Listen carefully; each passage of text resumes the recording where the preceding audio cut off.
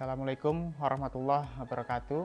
Salam sejahtera bagi kita semua. Saya Mahdi Nur Cahyo, dosen program studi Desain Interior, Fakultas Seni Rupa dan Desain Institut Seni Indonesia Yogyakarta. Video ini bertujuan untuk menyampaikan pernyataan diri dosen unjuk kerja Tridharma Perguruan Tinggi pada bidang pengajaran. Pada kali ini, saya akan menyampaikan mata kuliah pokok yang saya ajarkan di Prodi Desain Interior ISI Yogyakarta.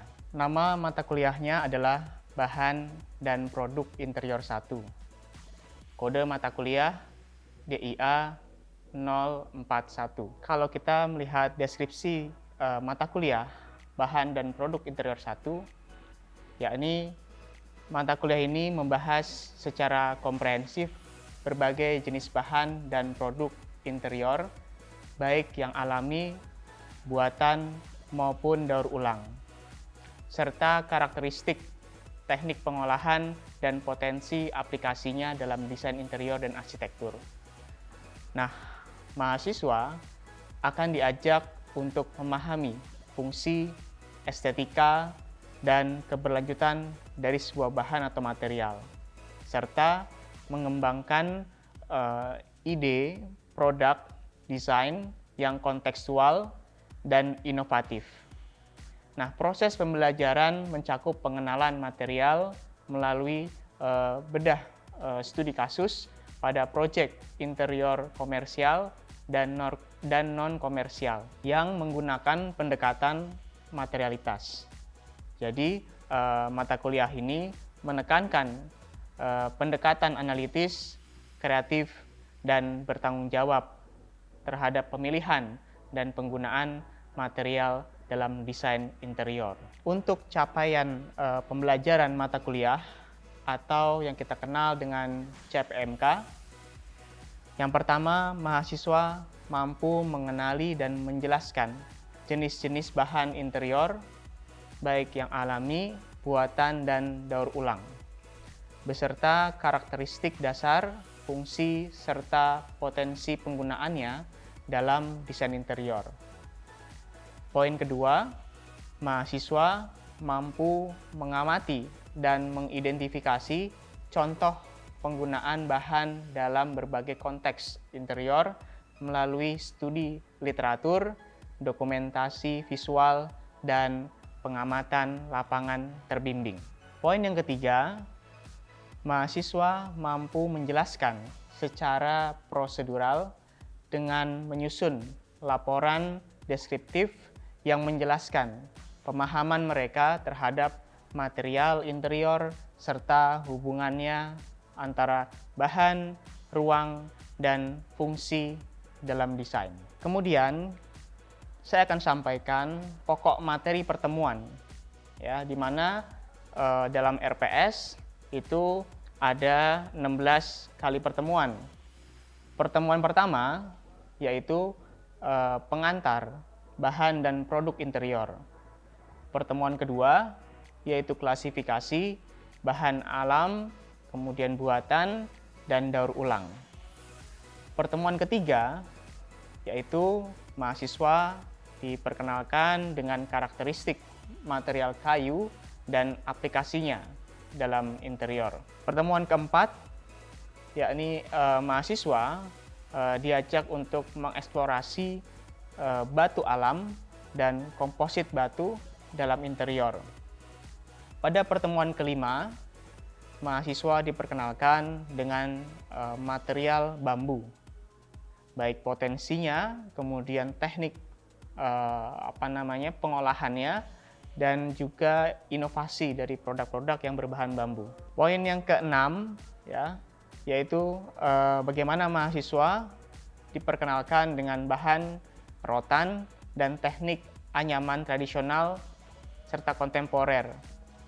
Pertemuan ketujuh, mahasiswa diperkenalkan dengan produk interior berbahan daur ulang, baik yang anorganik maupun yang organik. Pertemuan ke-8 yaitu ujian tengah semester, kemudian dilanjut di pertemuan ke-9 itu ada pembahasan tentang materialitas dan sirkularitas sebagai kesadaran material ramah lingkungan.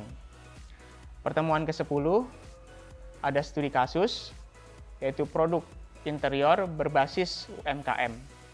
Pertemuan ke-11 ada studi kasus, yaitu produk interior berbasis industri. Pertemuan ke-12 yaitu bagaimana mahasiswa itu diajak untuk merumuskan strategi desain berbasis material dan konteks ruang interior. Di pertemuan ke-13 ada eksperimen sederhana yaitu dengan prototipe produk sederhana berbahan bambu. Di pertemuan ke-14 ada eksperimen sederhana juga ya dengan bahan limbah daur ulang. Di pertemuan ke-15 dan ke-16 mahasiswa akan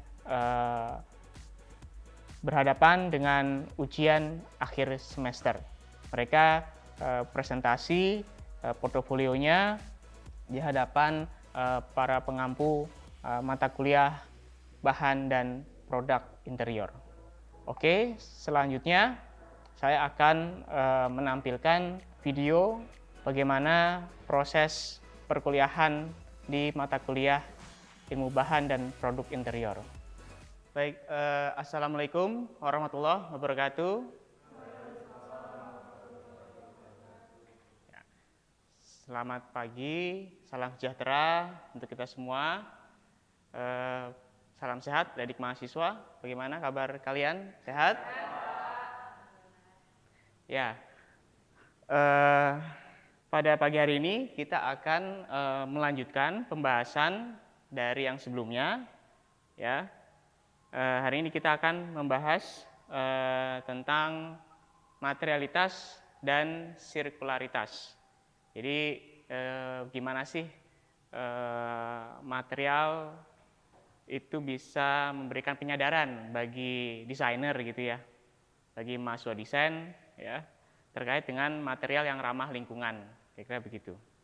Bayangkan jika ini adalah ruang keluarga Anda. Nah, kira-kira perasaan Anda seperti apa melihat ruangan yang semua serba putih seperti ini? Gimana? Menyeramkan. Terus menakutkan karena putih semua ya. Kenapa? Kurang hidup, ya. Iya ya, apa namanya kalau putih semua, misalnya kayak di rumah sakit gitu ya. Jadi dingin, mengerikan gitu ya. Jangan-jangan rumah sakit perlu yang berwarna ya. Boring juga ya kalau semuanya warnanya putih gitu ya. Nah, ini renderannya. Jadi sudah dimasukkan apa namanya material warnanya sudah dimasukkan. Nah, bagaimana menurut kalian ketika ruang keluarga ini sudah diterapkan material dan warnanya, perasaan kalian seperti apa melihat? Atau ketika kalian tuh ada di sana gitu ya? Lebih homey ya, seperti rumah sendiri gitu kan. Terus nyaman. Nyamannya dari sisi mana, Mbak? Suasananya, ya, suasananya. Kemudian ada lagi? Hangat. Karena ada material kayu begitu ya.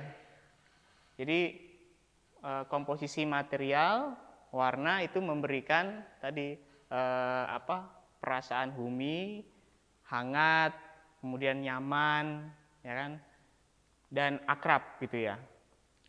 Ini juga dikasih kaca.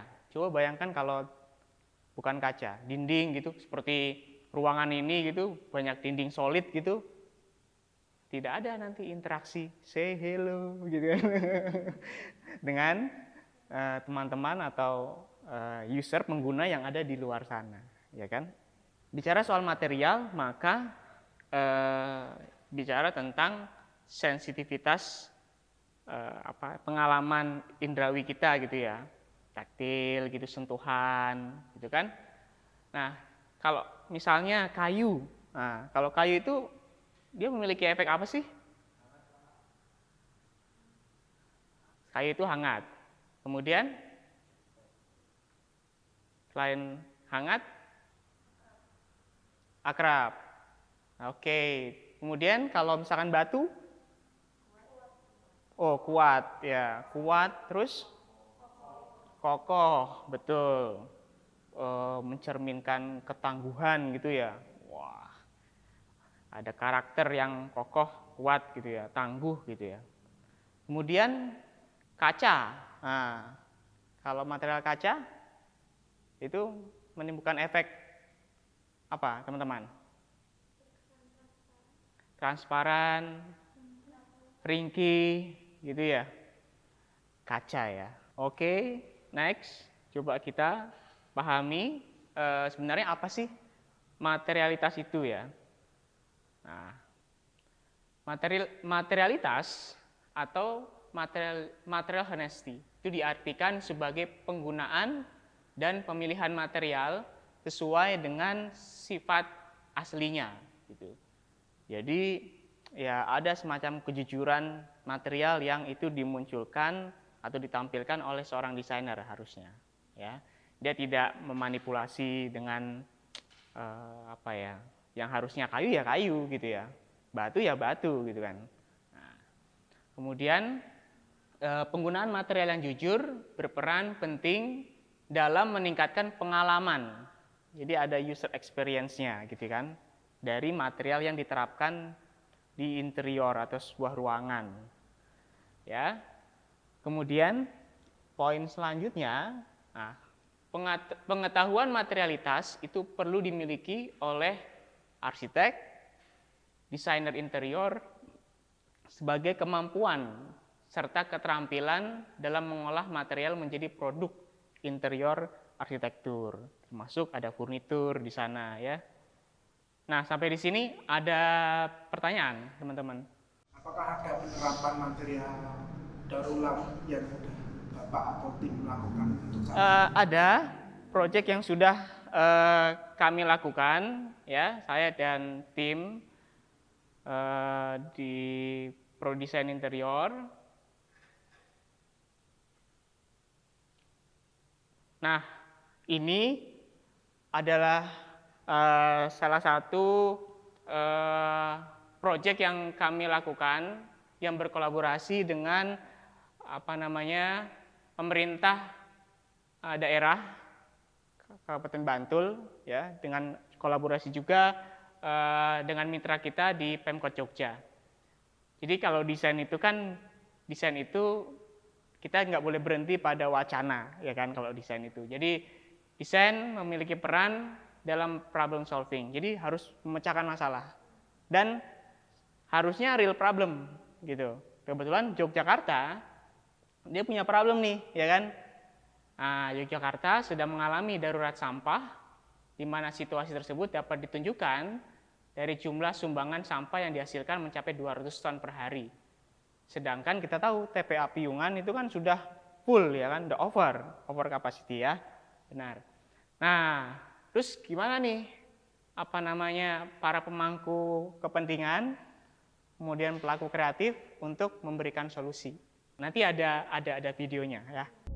Untuk mengetahui perspektif tentang bagaimana cara mendaur ulang limbah plastik, kami juga mengunjungi salah satu industri lokal yang memanfaatkan plastik daur ulang yang diubah menjadi berbagai produk kreatif seperti furniture dan juga aksesoris lainnya.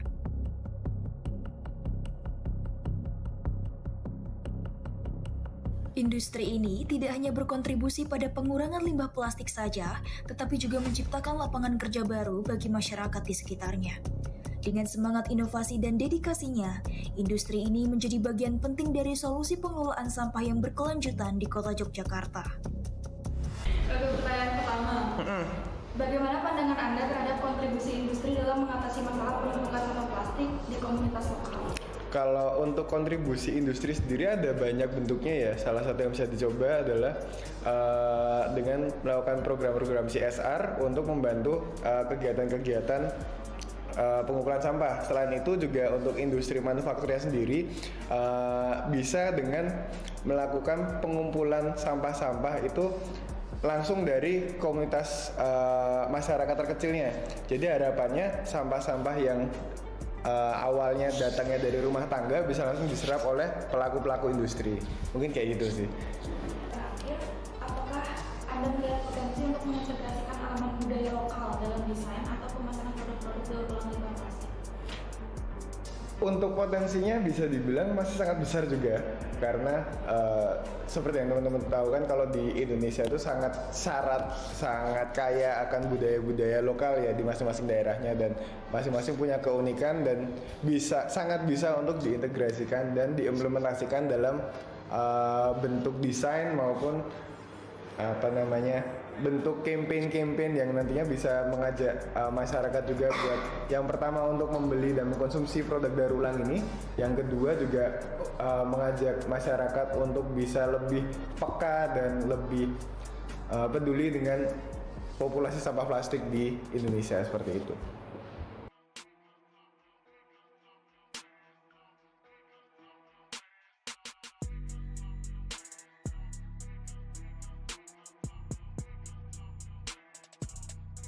Selanjutnya, kami akan mengunjungi pihak akademisi untuk memahami bagaimana pendidikan memainkan peran penting dalam upaya mengurangi limbah plastik di Kota Yogyakarta. Selamat siang, apa kabar semuanya? Saya di sini Suasti Triatmojo ya, staf pengajar di Prodi Desain Interior Fakultas Seni Rupa ISIP Jakarta. Dan kesempatan kali ini akan berbicara tentang sampah plastik dan cara penanganannya bersama beberapa mahasiswa desain interior.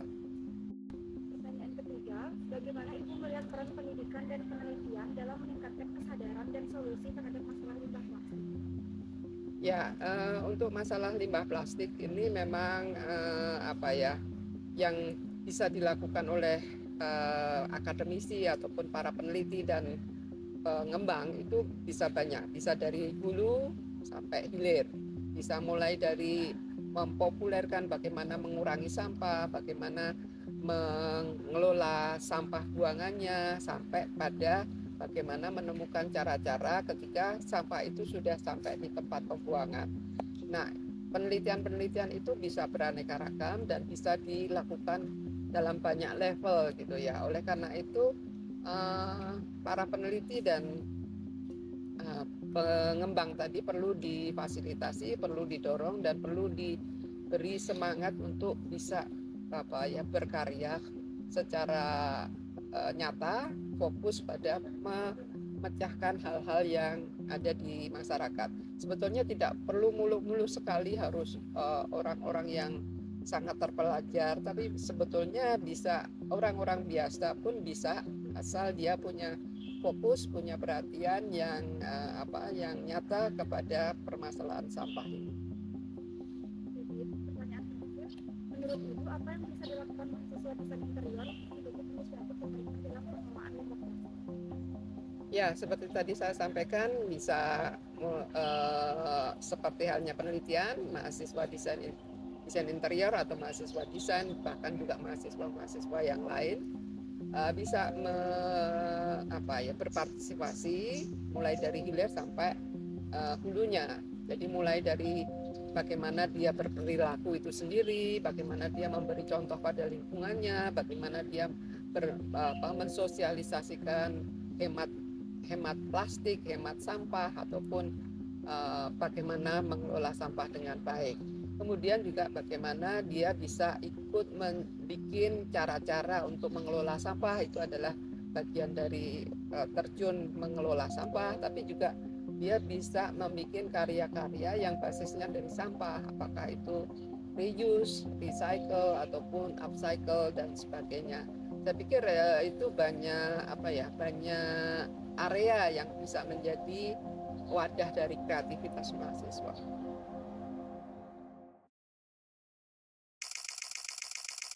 Kota Yogyakarta menghadapi tantangan besar dalam menghadapi permasalahan sampah yang tak kunjung usai. Tumpukan plastik yang tak terhitung jumlahnya merusak pemandangan alam yang indah dan mengancam keberlangsungan lingkungan dan masyarakatnya. Seiring dengan pertumbuhan pesat populasi dan industri, limbah plastik menjadi ancaman yang semakin meningkat bagi lingkungan dan keberlanjutan kota ini. Berbagai inisiatif telah diluncurkan untuk mengurangi penggunaan plastik.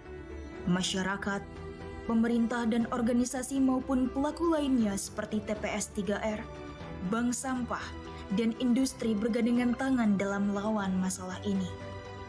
Melalui kerjasama yang erat antara berbagai pihak, Kota Yogyakarta tidak hanya mengurangi dampak limbah plastik, tetapi juga membentuk masa depan yang berkelanjutan. Sustainable Soul of Culture merupakan inovasi yang menjawab persoalan ini dengan menggabungkan keberlanjutan dan kearifan lokal. Dalam konteksnya, diharapkan dapat bermanfaat bagi masyarakat dan diimplementasikan untuk memenuhi kebutuhan fasilitas di Rusunawa Bener Kota Yogyakarta. Inovasi ini melahirkan beragam desain yang menakjubkan dengan menyelaraskan konsep budaya ke dalam produk kreatif. Gugur gunung merupakan tradisi gotong royong sebagai salah satu budaya bangsa yang menjadi konsep dalam desain ini. Membentuk satu kesatuan produk, digambarkan sebagai individu yang saling bekerja sama untuk mencapai suatu tujuan. Sangkan Paraning Dumadi merupakan filosofi Jawa yang mengajarkan untuk mengingat kembali asal-usul kita yang berasal dari alam. Konsep dalam desain ini mencakup penggunaan bahan alami, penekanan pada keberlanjutan dan menjaga keseimbangan antara harmoni manusia dengan alam. Natas nitis netes merupakan kata dari budaya Jawa yang memiliki arti sempurna, tepat sasaran dan berhasil. Konsep ini menggambarkan desain yang dapat selesai dengan sempurna, tepat sasaran sesuai dengan target yang dituju dan berhasil menjangkau masyarakat urban. Memayu Hayuning Bawana merupakan sebuah filosofi Jawa yang menyampaikan pesan bahwa kelestarian dan kesejahteraan lingkungan itu berawal dari kesadaran manusia. Desain ini menjadi perwujudan nyata dari komitmen untuk menjaga keseimbangan alam dengan menggunakan material alami dan berkelanjutan. Migunani tumramping lian merupakan salah satu falsafah Jawa yang mengajarkan pentingnya berbuat baik dan memberikan manfaat kepada sesama. Konsep ini selaras dengan penggunaan material ramah lingkungan dalam desain yang membantu dalam gerakan pengurangan dan daur ulang limbah plastik.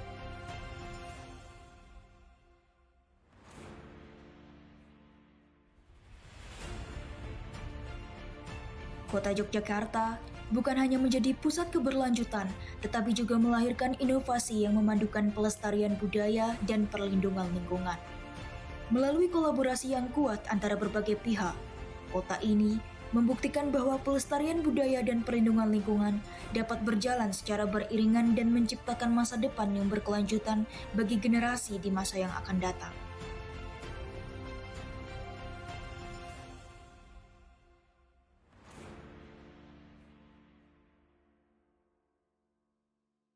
Nah, setelah kalian menonton ya video tadi ya bagaimana tim desain interior ya saya dan teman-teman itu membantu pemerintah daerah Bantul dan Pemkot Jogja dalam penanganan sampah di TPS Piungan, terus menjadi beberapa produk kreatif gitu ya, seperti ini juga. Nah, ini tutupnya dari biji plastik ini yang dipres ini ya. Nah, kursi juga maaf saya tidak hadirkan di sini. Selanjutnya ada tugas ya, tugas reflektif. Soalnya ini ya.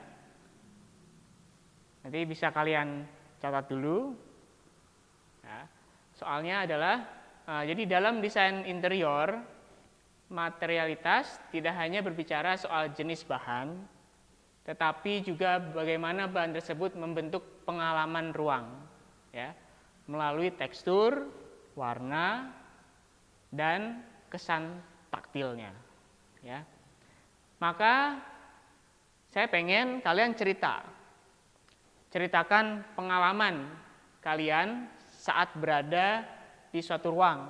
Misalnya saat kalian di rumah, di kafe, di museum, atau ruang publik gitu. Pasti kalian punya pengalaman dong terhadap material yang sudah kalian raba itu kan, yang sudah kalian sentuh itu kan, yang sudah kalian ketok-ketok, ya kan? Nah, bagaimana pengalaman kalian, ya kan? Nah, pengalaman itu pasti secara langsung kan kalian dapatkan sehingga menciptakan suasana tertentu, nyaman, ya kan? Atau akrab, atau apalagi homey dan seterusnya. Jelaskan bahan apa yang digunakan. Jadi di kafe Starbucks atau kafe mana yang ada di Jogja, ya, mau utara boleh, mau selatan apalagi. Ya. Material semakin beragam ya. Nah, bagaimana teksturnya? Kasar, halus, atau mungkin ada tekstur yang lain. Dan perasaan apa yang ditimbulkan? Ya, perasaan apa yang ditimbulkan? Nah, ini nanti dibuat dalam bentuk visual recording. Karena kita orang visual, ya kan? Jadi tugasnya bentuknya sketsa. Sketsa, terus kalian sampaikan, oh perasaan saya di kafe ini seperti ini, seperti ini, seperti ini, gitu. Nah, medianya di kertas A4, ya kan? A4, terus nanti dikumpulkan di pekan depan, seperti itu. Cukup jelas? Ada dari mahasiswa? Ya. Terima kasih untuk pertemuan kali ini. Semoga bermanfaat. Cukup sekian. Assalamualaikum warahmatullahi wabarakatuh. Saya menyampaikan terima kasih yang sebesar-besarnya kepada Kementerian Pendidikan Tinggi, Sains dan Teknologi atas terselenggaranya proses sertifikasi dosen ini.